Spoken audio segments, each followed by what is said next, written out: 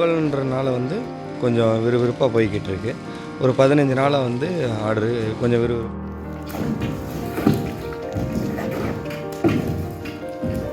ஒரு 3 டன்னுன்றப்போ பொங்கல் சமயம் ஒரு 2 டன் சேர்த்து 5 டன் அளவு போகும்.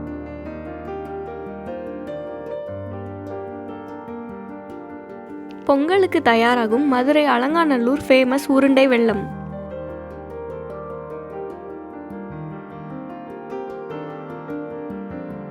மதுரை அலங்காநல்லூர் ஜல்லிக்கட்டு ஒரு பக்கம் இருந்தாலும் அதே அலங்காநல்லூரில் உருண்டை வெல்லம் என்பது மிகவும் ஃபேமஸ் என்பது உங்களுக்கே தெரியும். சீறி பாயும் ஜல்லிக்கட்டு மாடுகளை அடக்கி விளையாடும் விளையாட்டான ஜல்லிக்கட்டு விளையாட்டு ஒவ்வொரு ஆண்டும் தை திங்கள் முதல் நாளில் வெகு விமர்சையாக மதுரை அலங்காநல்லூரில் கொண்டாடப்படும். அதே தை திங்கள் முதல் நாளில் தமிழர்கள் அனைவரும் தமிழ் பாரம்பரியத்துடன் கொண்டாடப்படும் பொங்கல் பண்டிகைக்காக மதுரை அலங்காநல்லூர் ஃபேமஸான இயற்கையான முறையில் உருண்டை வெல்லமும் தயாரிக்கப்படுகின்றது.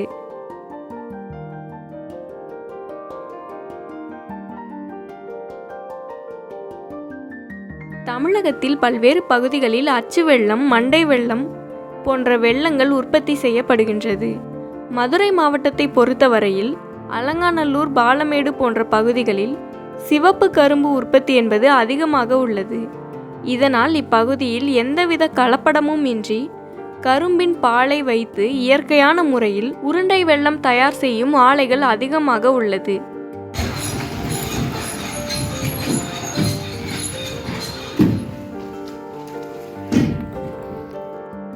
இதனை அடுத்து பொங்கல் பண்டிகைக்கு இன்னும் சில நாட்கள் மட்டுமே இருக்கக்கூடிய நிலையில் அலங்காநல்லூர் விவசாயிகள் தங்களது நிலங்களில் பயிரிட்டுள்ள சிவப்பு கரும்புகளை அறுவடை செய்து மிஷின் மூலமாக கரும்பின் சாறுகளை பிழிந்து அதனை ஒரு பெரிய கொப்பரையில் டன் கணக்கில் ஊற்றி 2 மணி நேரத்திற்கு மேலாக வெல்லத்தின் பக்குவம் வரும் வரை நன்றாக கொதிக்க வைத்து அதனை ஆற வைத்து 2 அல்லது 3 பெண்கள் இணைந்து சூடாக இருக்கும் பொழுது உருண்டையாக பிடித்து உருண்டை வெல்லத்தை தயார் செய்கின்றனர்.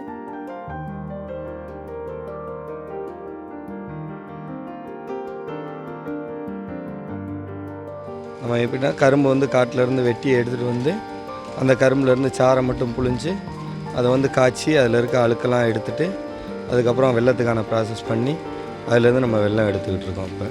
இப்போ இந்த பொங்கல்ன்றனால வந்து கொஞ்சம் விறுவிறுப்பாக போய்கிட்டு இருக்கு. ஒரு 15 நாளாக வந்து ஆர்டரு கொஞ்சம் விறுவிறுப்பாக இருக்குது.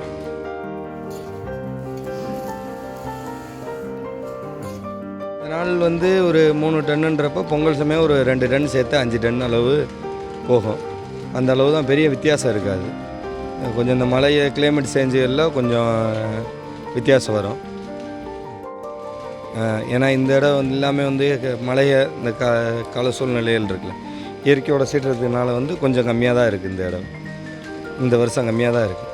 கரும்புமே வந்து ரொம்ப வந்து குறைஞ்சிருச்சு. கரும்புமே அந்த அளவுக்கு இல்லை. எல்லா பக்கமே கரும்பு வந்து பயிர் செய்கிறதே இல்லை. அதனால் வந்து கரும்புமே குறைஞ்சிருச்சு, எல்லாமே கம்மியாகிடுச்சு.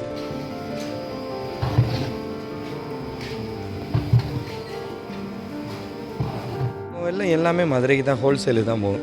ஹோல்சேலில் போய் அங்கேருந்து ரீட்டெயிலுக்கு பிரான்ச்சாக திருவனந்தபுரம் ஒவ்வொரு ஏரியா தனித்தனியாக பிரிஞ்சுக்கிறோம். அங்கேருந்து ஒவ்வொருத்தவங்க வாங்கி வியாபாரம் பார்க்குறோம், அங்கங்கே வாங்கிக்கிறோங்க.